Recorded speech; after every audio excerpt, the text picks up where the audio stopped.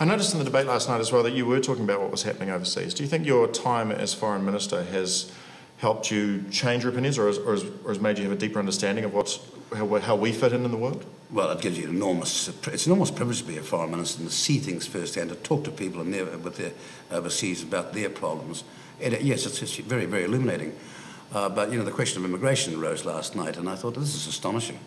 Phil Willis, who's the new Minister of Immigration in the UK, just a week ago announced there's going to be a serious tightening up there. They can see looming unemployment. They're seeking to protect their jobs.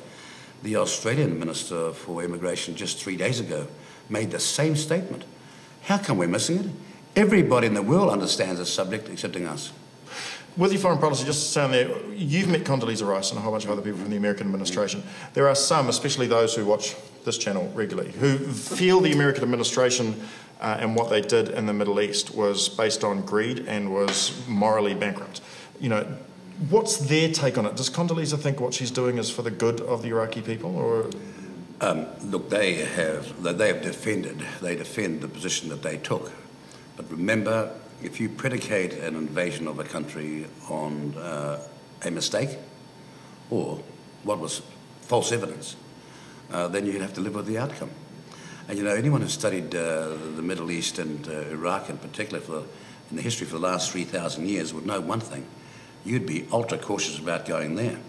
Let me say, one of the best things that you could possibly see is a documentary about the man McNamara, who was the equivalent person back in the Vietnam War days. That documentary, called The Fog of War, should be seen by everybody, because it's an education as to the mistakes you can make. Here's the classic mistake. There they were in Vietnam, thinking that they were going to defend the Vietnamese from being over-influenced, taken over by China. But the whole history of Vietnam was thousands of years of conflict with China. They just didn't understand history. Yeah. And in the case of Iraq, that's the reason why we supported not going there, was that I could see history, or the mistakes of history, repeating themselves. How does the international community view New Zealand these days? Very well, actually. I mean, we've pushed hard for them to understand. We're going to have a free trade agreement with the United States before too long.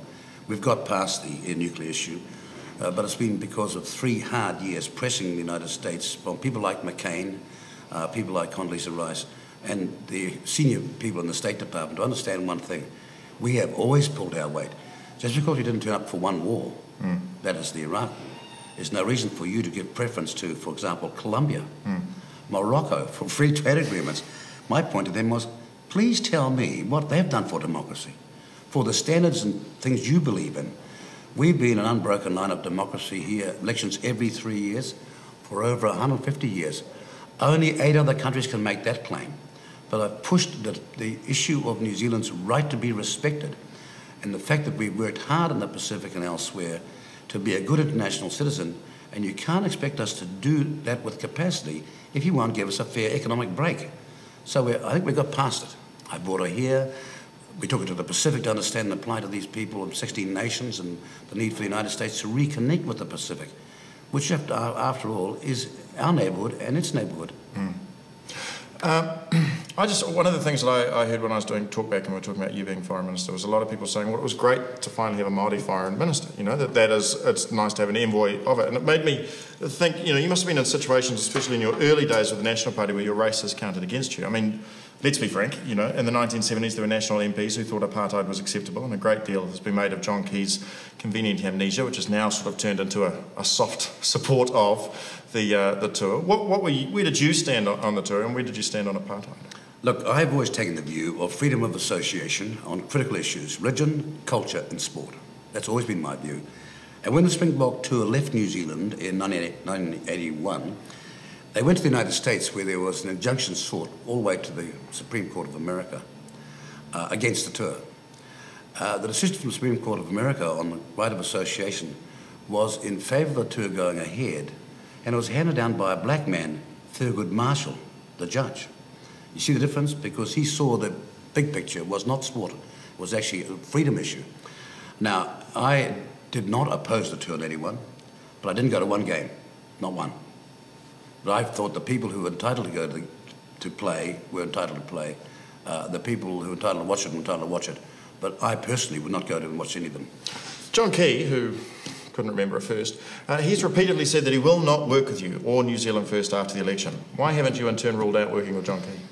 Because he's inexperienced, he's naive, he's demonstrating that every day, and he needs some experience around him. And it's not his colleagues, it's not the Lockwood Smiths of this world, or Williamson is going to help our country in the future if that's the way the cards fall. And I've never been a person that ever said never. Never, never. That's a fatal mistake. Imagine South Africa today if Nelson Mandela, once out of prison, said never. There'd be a bloodshed of catastrophe.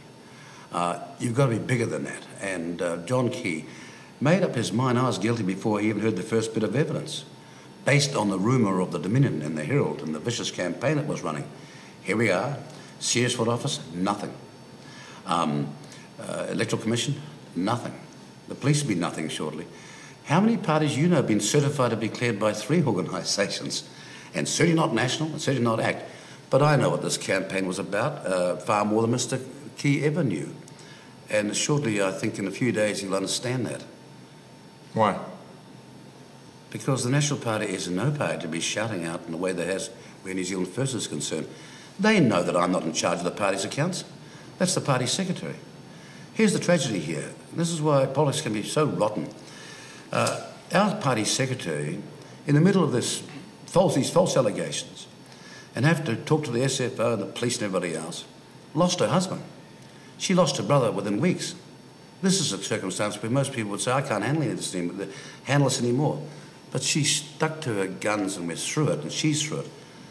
And it was a baseless allegation from the start. It's easily arguable that the media did do a beat-up, and that they did it every day. The reports of your clearings in no way matched the reports of your accusations. But the thing that I think most people got stuck on was that phone conversation. Was that, you spoke to Owen, then you spoke to Henry, then Henry sent him an email. And as much as you can kind of justify it in a different way... Let me ask you this. There were 28 things he said which were false. You all know that. Mm-hmm. From, Mike Williams came uninvited. Mike Williams pulls the invitation out of his pocket. Mike Williams was offered a job, quite the converse. He offered Mike Williams a job. And Winston Peters called me. I produced all my phone accounts, proved categorically that I didn't call him. In fact, he called me. What would be wrong with you asking Owen Glenn for the money? Well, I don't do that. I mean, I have a party organisation that raises funds. I'm not a fundraiser. But surely you must meet people that the party doesn't get to meet, with the ways that you go, the meetings that you go to. You must meet people every now. I mean, I do it here for Alt TV. I meet, people who could help or support the station, and I talk to them about helping or supporting it. What would be wrong with you doing that? Well, you meet people all over the place say, I want to help. And the answer is, well, here's the box number. Well, this person will call you. But you don't handle it yourself. Right. Because, frankly, you can't do your job. You're there for the politics of things, not as a party fundraiser. And the most important thing is, on the Owen Glenn matter, having debunked 29 things, they were still searching for the one thing, anything they could find that there was a discrepancy, and then to believe him. So here we go. It turns out he called me so I could ask him for money. That's what they've got, right? But he didn't call you so you could ask him for money? He called me, all right. I know what he wanted. He wanted to know whether he could get an international passport of the type that Mike Moore and Jim Sutton had. Because it's a huge thing to have an international diplomatic passport when you're a man who travels extensively. And also for the job of Monaco as the consul there. Millionaires are to a penny in Monaco. Being a consul is something special, opens doors and things like that. The reality is, he said, well, that subject was never raised until 1997. He was here for the 2002 America's Cup. He was talking about it then. I've done a chronological research on this.